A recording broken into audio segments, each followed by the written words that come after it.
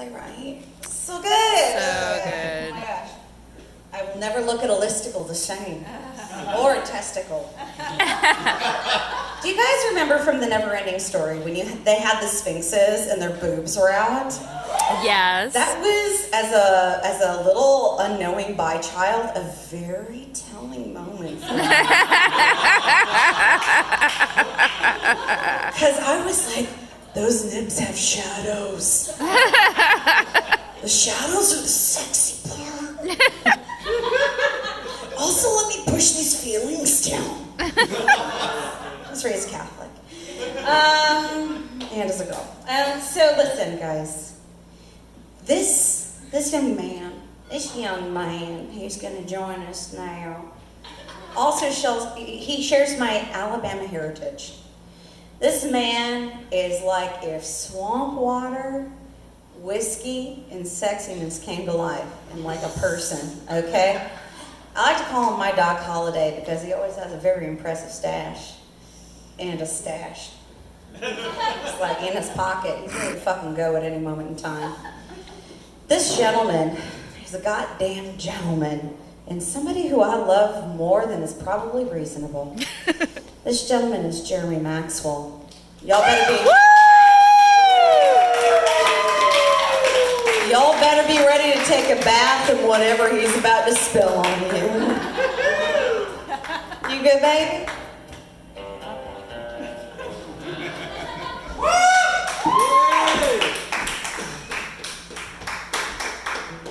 Damn, y'all.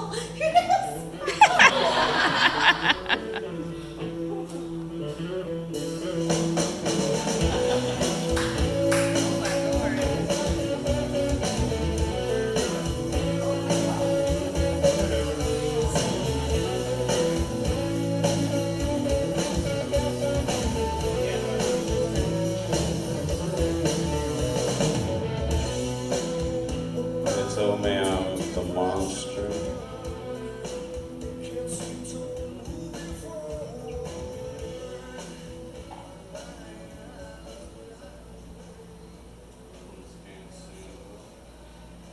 There you go.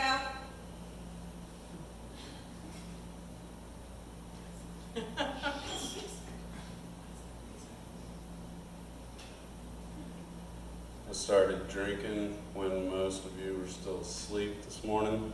It's true. It is true.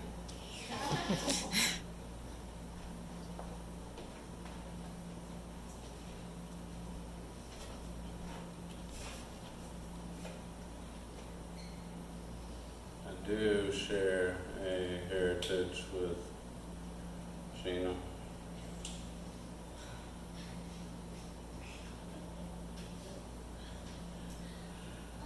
This song is for the witch.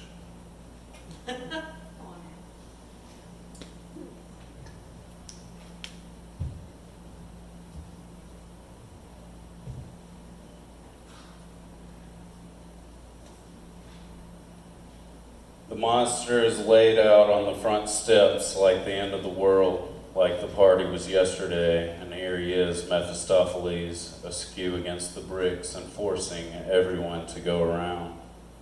It smells like sulfur and piss on the stoop, puke on his shirt, and spilled beer soaking into his hair. He won't know how he got here, but this is where he'll find himself if he ever wakes up. The morning is soggy and hot, and the monster smells worse by the minute. The little girl stands there looking down at him for a long time. The other kids are coming. She's going to have to make a decision soon. She looks over her shoulder, hoping they're still out of sight and knowing they won't be for long. She bends down and wrinkles her nose. She pokes the monster on the shoulder 1, 2, 3 times. Poke, poke, poke. Mister, she says. Mister, wake up. He doesn't move or twitch, but the dark spot on his pants becomes a patch, grows darker, starts to spread. The smell gets worse, and she scrunches up her nose till it hurts. Ah, jeez, she says, and leans in all the way. She takes him by the shoulder and shakes, saying "Mister," and shaking until he stirs. His mouth falls open and he begins to groan. It is deep and low and wide, the sound of gravel kicked up on the road. He says. The sound starts small and swells to fill the stoop, fighting the smell for the space. One eye pops open wide, but the other is crusted over with sweat or sleep or beer and doesn't budge. He lays there, making the sound, staring out at her through one half-blind, busted eye.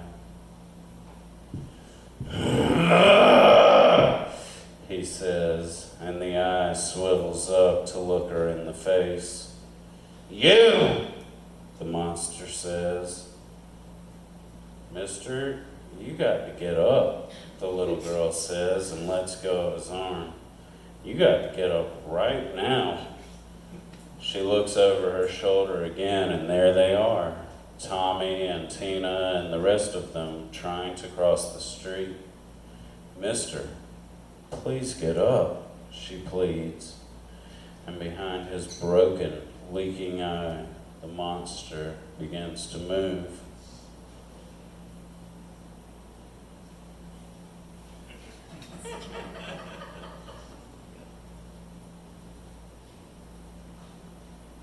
There used to be a bathroom here, but all that's left is a piece of shattered mirror on the wall and a hole in the floor where the toilet used to sit.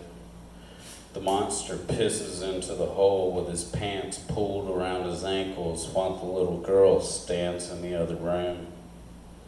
Somewhere down there are flies, and a few of them swarm up to investigate his pants, his feet, the puddles on the floor.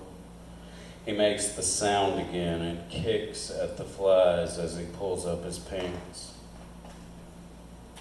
"Mister, you got to learn some more words," the little girl says as he stumbles through the doorway and staggers past. The counter is lined with liquor bottles in varying stages of emptiness, and he turns them up one by one until he finds one several fingers deep and collapses into the only chair in the room. It is plastic and weak in the legs and flops over sideways, spilling the monster into the floor. The monster roars, and the little girl shakes her head and glances back toward the door. She shouldn't be here.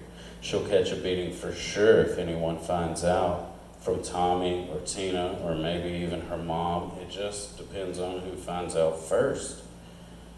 "You never go into the monster's lair," they'll say. "It's where he keeps his power." Even if she knows better, she knows it won't do no good to argue. They'll beat her up for sure if she does that. His other eye is open now, and he watches her watch the exit. "Good," he says, flopping over onto his back and clutching the bottle to his chest. "GTFO!"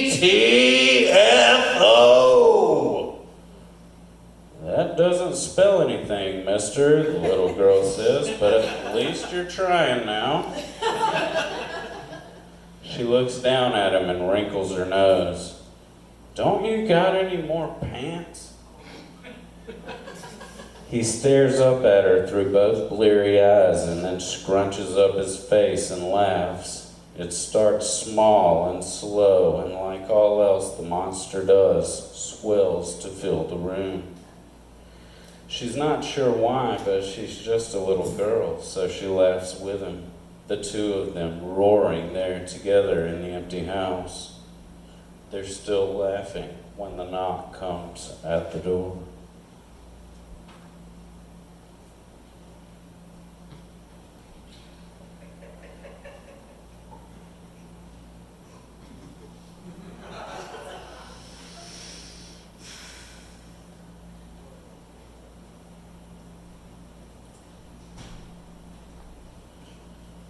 The sound is tiny, and she knows it's Tina, even if she can't say how. She quits laughing, and then he hears it too, and the silence that follows is as loud as the laughter ever was. It presses in around them, and the knock comes at the door again. The monster sits up and drinks from the bottle, throat working against nothing, even after whatever he's drinking is gone. The tiny knock returns, and the monster throws the empty bottle at the door. He's making the sound again, and she wants to cower there in the room. She wants to run for the door, but the bottle bursts against it, and she backs toward the bathroom as the glass sprays at them both. The tiny knock goes away, and the monster climbs to his feet. She does cower then, in the doorway of the decrepit toilet. The monster's lair, the monster's lair. Where have you gone? Oh, what have you done, you stupid little girl? She cowers there still when he snatches open the front door and lurches out onto the stoop.